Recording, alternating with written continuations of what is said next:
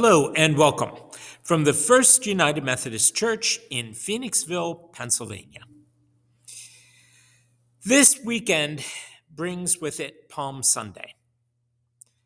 Palm Sunday is a lot of fun, but it's not Easter. Palm Sunday is a day that a lot of people don't want to miss, and I'm glad of that. But it can't replace Easter. Nor should it be a day when we ignore what lies in between throughout Holy Week. When we commemorate the Last Supper, when we remember Jesus' arrest, his torture, and his execution, his burial, those are not fun things. And that's probably why a lot of people show up on Palm Sunday, sort of like coming attractions for Easter and then Easter. But let's not look at what went on in between. We're going to do that. We have to do that. How do you really and truly celebrate God's raising Jesus from the dead if you don't pay attention to the fact that he was dead? And the whole story of that begins on Palm Sunday. But it doesn't end there. So I invite you to join us if you see this before Sunday morning, 10 o'clock. It's going to be a great time. We've got the bell choir playing. We've got the regular choir singing. On Thursday at 7 for communion service. On Friday, we'll be together at noon with others from our community gathered at Grace Crossing, a service of the seven last words. And our choir has put together, as they always do, a wonderful, moving, and faith-filled service for Tenebrae, which is a service for Good Friday evening, starting at 7.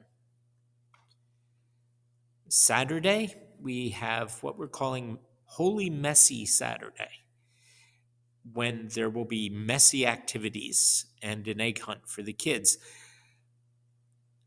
All of it bringing about and remembering and explaining at a child's level what was going on during Holy Week leading up to Easter. Easter morning, we've got a service, weather permitting, outside at 8 and regular service inside at 10. Be glad to see you for either or both. But above all, whatever you do this week, at some point, pause, remember, reflect on all that was going on in the last week before Easter.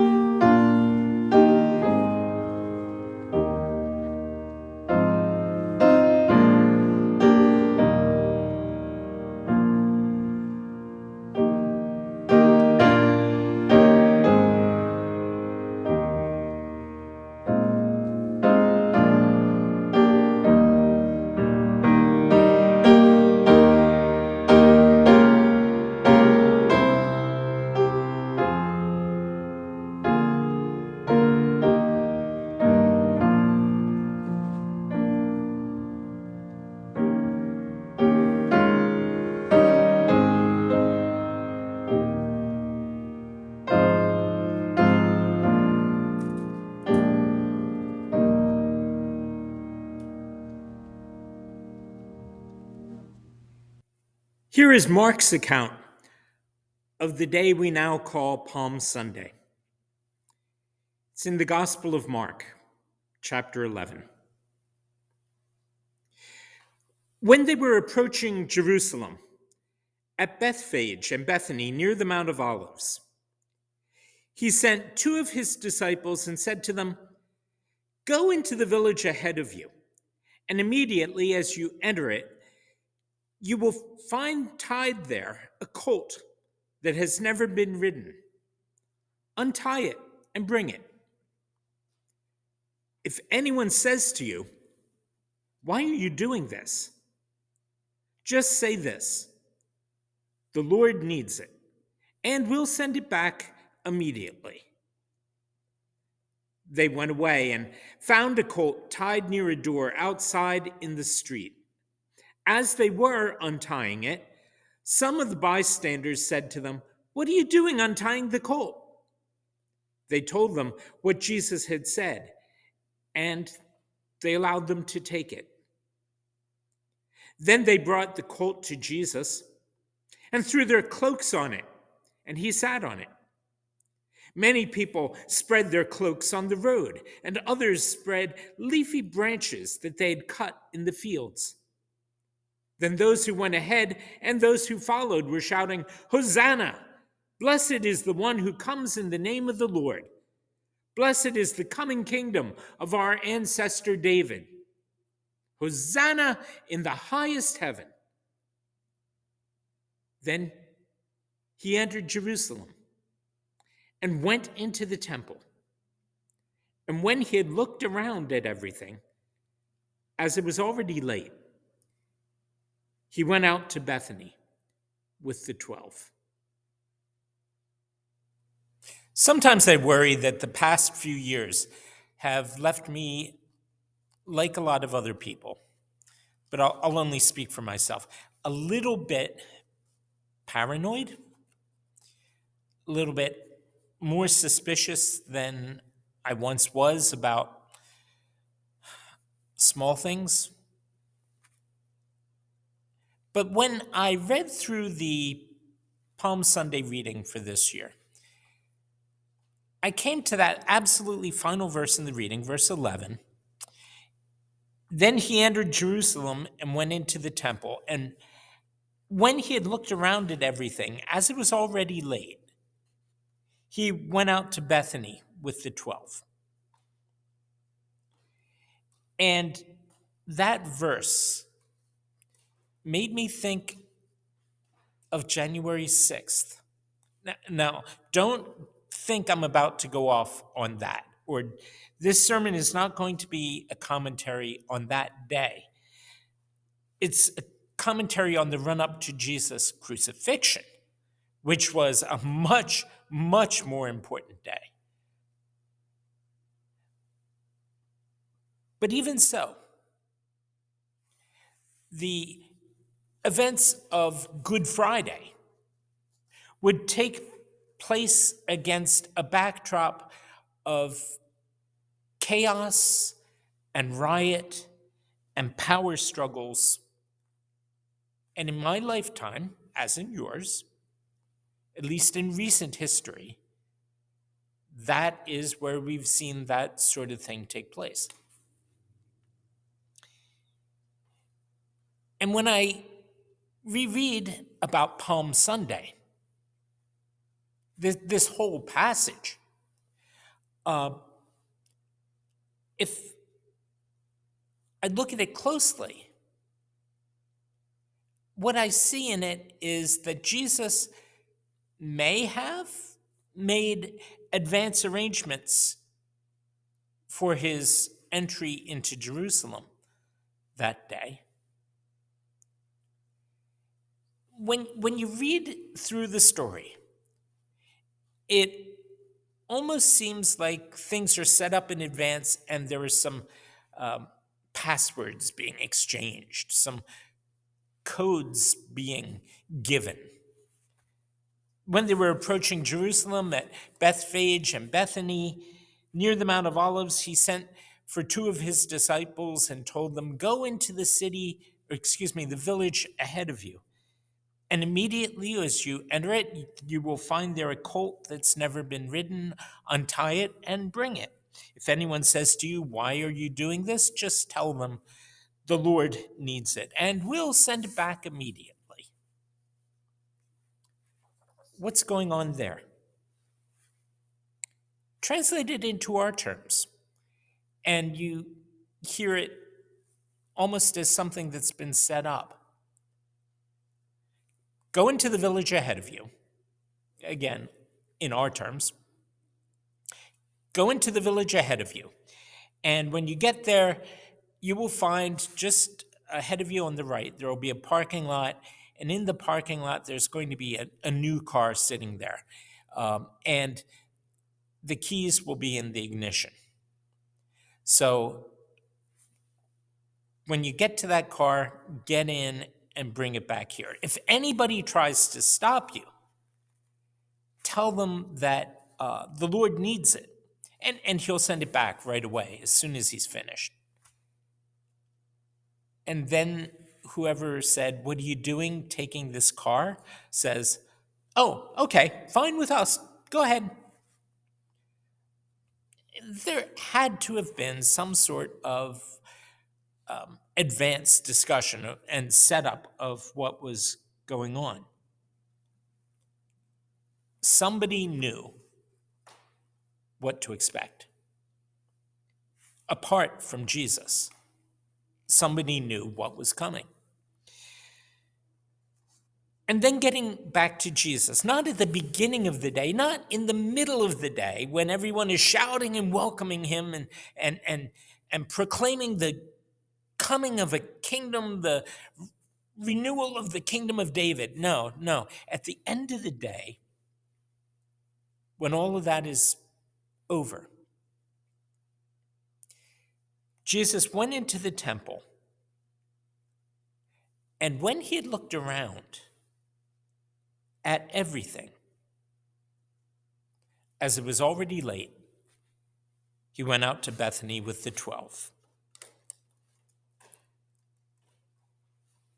Given the previous exchange of signals, the acquisition of this donkey, when Jesus goes into the temple and starts looking around at everything, again, it kind of makes me think of the day or two before January 6th, the run up to that day, when there were people who somehow mysteriously managed to get into the Capitol that was really supposed to be off limits to visitors on those days, and started getting the feel of the place, where the stairways were, where there would be security cameras. And again, I am not commenting on them here. And I am certainly not comparing Jesus to those people. But I am comparing the activities, this whole business of looking around at everything. I think it may have been, and this is pure speculation, the gospel writers don't tell us what was going through Jesus' head. But I think it may have been that Jesus was trying to get a sense of what he was heading into in the coming days. He may have been assessing the danger. He may have been looking around to see where the exits were. Or he may have been talking to himself, trying to get a sense of if he was fully up to the ordeal that lay ahead of him. The way that each of the gospel writers tell the details of that last week, there are always indications in all of them that Jesus knew more than anybody else did what was going to happen to him. Yes, a lot of people had a sense of foreboding. Yes, a lot of people had a feel that things were coming to a boil. But Jesus seemed to have a very, very clear idea of what would happen.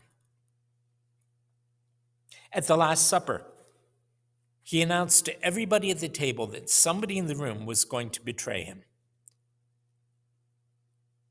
And when Peter said to him, among others, Peter said, "Who, me? I'm not going to do that." Jesus would look and say to him, "What you will do is before you hear a rooster crow twice, by tomorrow morning, you will have denied even knowing me." And Peter said, no, that's not going to happen. But it did. And later that night, out in the Garden of Gethsemane, as Jesus was praying, the words that he prayed indicated that he was not looking forward to the next few hours. When he prayed to God, "Father, if it is possible, let this cup pass from me." Although he added, and this is the key, "Yet not what I want, but what you want." Whatever was happening for a deep and abiding purpose. One that has to do with God's will and not just the things that human beings want or fear, the things that drive us. So I picture Jesus going through, I want to say going through the motions, but going through everything that happened on Palm Sunday. The riding of the donkey, the going down from the hills into Jerusalem, people throwing their cloaks in front of the animal that he's riding on, people waving palm branches, people shouting, "Hosanna, Hosanna, blessed is the one who comes in the name of the Lord." Going through all of that and having somewhere within himself a sense of dread,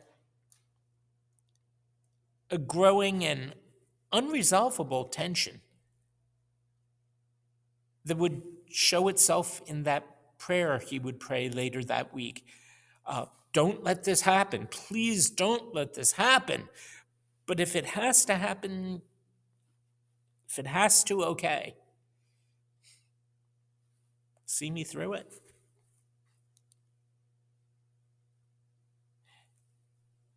I can imagine Jesus hearing all the loud praises going on and thinking, you guys have absolutely no idea what is really happening. And all the people jumping up and down.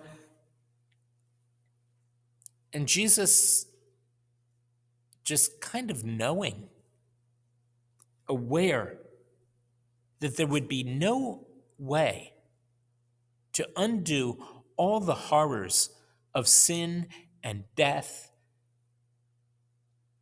all the terror that human beings intentionally inflict upon one another,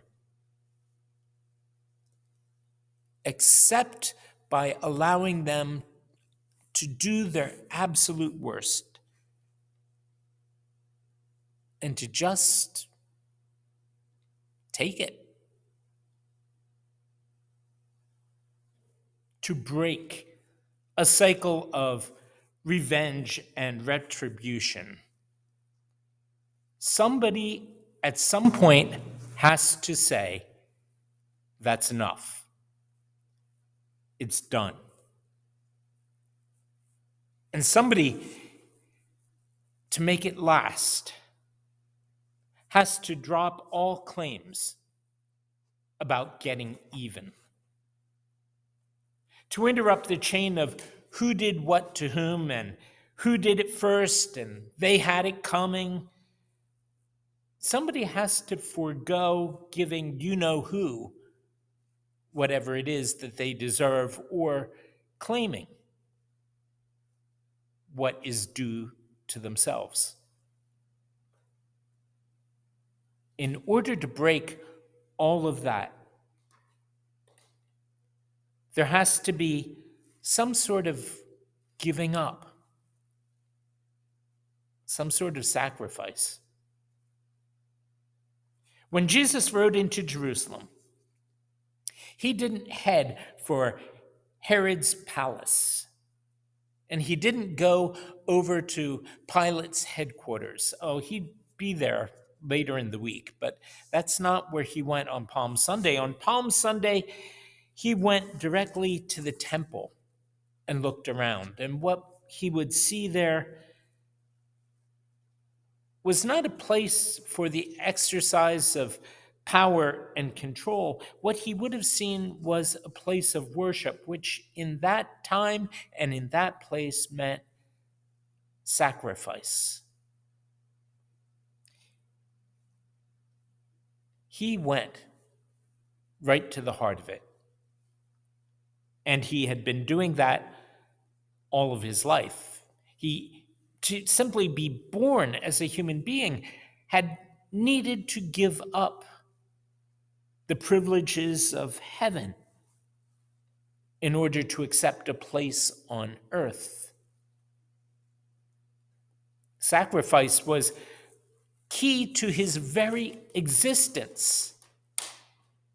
Where else would he go when he arrived in Jerusalem except to the temple? Yes, the place where it was held, the God was directly accessible, but later in the week, he would know the absence of God. Later on, Jesus' followers would look back on the words of Isaiah, and they would see an expression of how the work of Jesus would bring hope for all people, but how it would come about through an acceptance of loss of everything for himself, and the endurance of suffering over and above that. The endurance of suffering that he didn't deserve, stepping out of that cycle of deserving and getting yours, and instead doing what he did as a way of supporting others, taking their place, taking our place, all in order to fulfill God's will that mercy and pardon should come into the world and be available to all, simply for the taking. Isaiah had said, "Who has believed what we have heard? And to whom has the arm of the Lord been revealed? For he grew up before him like a young plant, like a root out of dry ground. He had no form or majesty that we should look at him, nothing in his appearance that we should desire him. He was despised and rejected by others, a man of suffering and acquainted with grief, as one from whom others hide their faces. He was despised, and we held him of no account." Surely, He has borne our infirmities and carried our diseases, yet we accounted him stricken, struck down by God, and afflicted. But he was wounded for our transgressions, crushed for our iniquities. Upon him was the punishment that made us whole, and by his bruises we are healed. All we, like sheep, have gone astray. We've all turned to our own way, and the Lord has laid on him the iniquity of us all. He was oppressed and he was afflicted, yet he didn't open up his mouth. Like a lamb that was led to the slaughter, like a sheep that before its shearers is silent, so he didn't open his mouth. By a perversion of justice, he was taken away. Who could have imagined his future? For he was cut off from the land of the living, stricken for the transgression of my people. They made his grave with the wicked and his tomb with the rich, although he had done no violence. And there was no deceit in his mouth.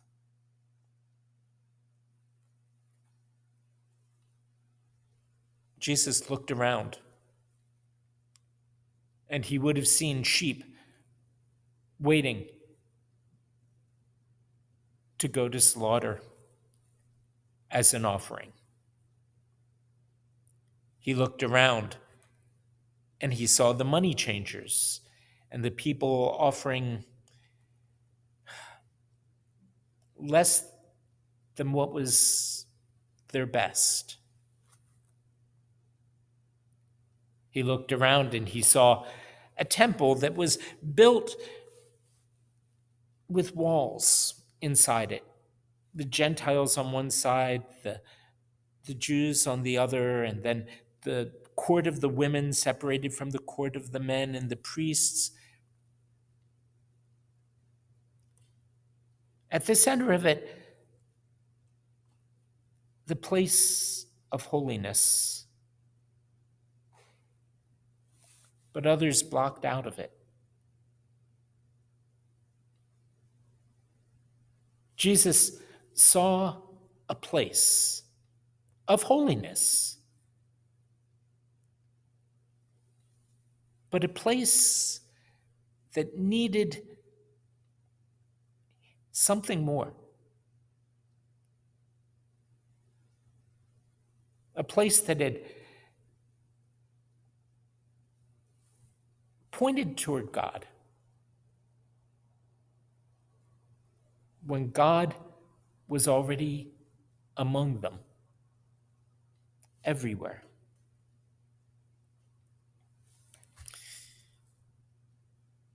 He looked around at everything. And then he went back to the place where he was staying, outside the city, with his friends around him, the friends who would scatter and hide 5 days later.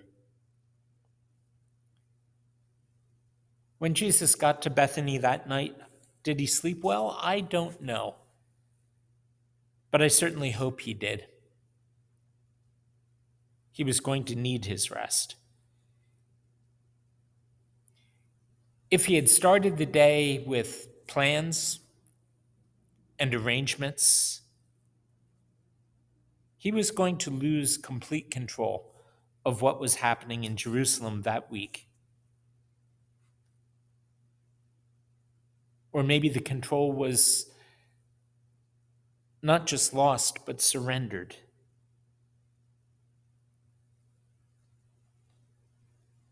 And after he looked around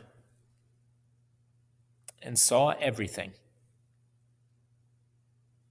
what was and what was coming, he went back out to Bethany with the 12.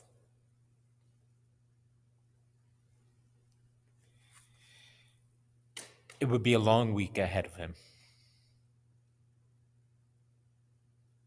Amen.